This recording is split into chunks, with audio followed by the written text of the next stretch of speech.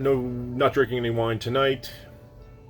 Did want to talk about a wine I did not like, and then just bought a few bottles of wine the other day and just talk about each one of them in a quick little Friday night video. Rkatsiteli is the grape. It's an ancient grape out of Eastern Europe, out of Georgia, and it's very floral. Kind of reminds me a little of a Gewürztraminer, which is overly floral, too overly flower petally, and I didn't really like it. So I got a orange wine version from the Finger Lakes without trying the orange wine version, but I tried the non-orange wine version, non-extended skin contact, and I didn't really like it. Took a shot with the orange wine, and just it didn't have enough extended skin contact. Wasn't really funky enough, and then it kind of just was super floralish and flower petalish, and I just didn't like it. So it's definitely going to be a grape I'll remember not really being that fond of. I definitely don't like overly floral smelling and tasting wines. I don't mind like the rose petal, wilted rose petal smell of a Barolo, but then there's all those other components to Barolo, the strawberry, the tar, the other earthy elements and fresh strawberry elements and things like that go into a Nebbiolo, which is one of my favorite grapes. But let's talk about some of the wines I bought. So, Beaulieu Vineyard, one of the oldest wineries in Napa.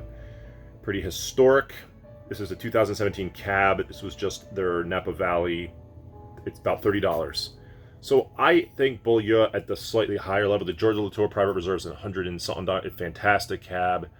There's the Tapestry, a red blend. It's a really great wine that they make. I don't know if they make anything lower than this. They probably do. I just don't know it. And I just wanted to try this and just see how it is. I'm always looking for those $30 Napa cabs, and I know this vineyard's pretty good. I've liked a lot of their wines in the past. They have a huge history in Napa, so go for it, right? They had Leviathan for $32. So this wine for $32 is fantastic. I think I've been seeing it for $40. This is the one that is ex-winemaker, current winemaker of Screaming Eagle, one of the most expensive wines out of California, is sort of behind this wine, and it's a great wine for the price. I did it on camera already. Figured I'd have another one here on hand, and it's a really good wine. Frog's Leap Chardonnay, Shale and Stone, 2018. So I watched a video of myself reviewing this wine, and I loved it, and I said if I see another one, I will buy it. Only in the $25 range. Fantastic Chardonnay.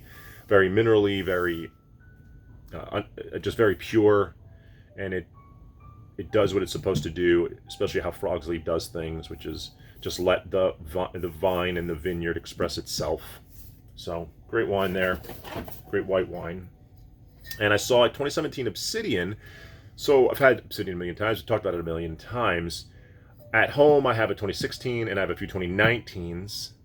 And then this was a 2017 that really got me interested in Obsidian and got me on their wine list. So, I'm thinking it might be fun to do a dollop of 2016, 17, and 19 from my Coravin and just see if there's any variation, and try any of them back to back next to each other. But I feel like the 17 is better than the 19, and the 16 is just as good, if not better, than the 17. I do believe this wine needs a good 2-hour decant, no matter what. I think the 19 has a little bit more of that balsamic vinegary VA thing going, but I don't know for sure. Maybe the 17 and 16 do also. It's just not registering when I was tasting it, or maybe when I decanted it and having a little bit more age, it's already blown off. Where the 19s are very, very young, extremely young. Could just be the vintage. So not really sure, but found one, $30. Again, one of the best $30 wines. We'll see how the Beaulieu Vineyard Chardonnay Cabernet stacks up to it. And then I saw a Frog's Leap Merlot, and I don't think I've ever had Frog's Leap Merlot. Actually, I for sure have not, or not that I remember. So I figured to give it a try. If a Merlot is going to be good out of California, you know Frog's Leap's going to do it right. 2019 here. Alcohol 13.4, so very, very restrained as usual. Very restrained style. So I expect good things. We'll see. There's not a whole ton of Merlot after the movie Sideways, but And you know, that's it. Those are the 5 wines. Talked a little bit about the Roccaselli, Rocasta. Now I got the name wrong. Rocastatelli, something like that. Difficult grape to pronounce, but 2 new wines here and 3 I've had before. So haven't really bought wine in a while. It's a while, maybe a handful of weeks, but bought more than I sort of wanted to. Don't have enough space for some of the wines I already have, so that is what it is. So hopefully get back to having some wines next week. Start reviewing some more.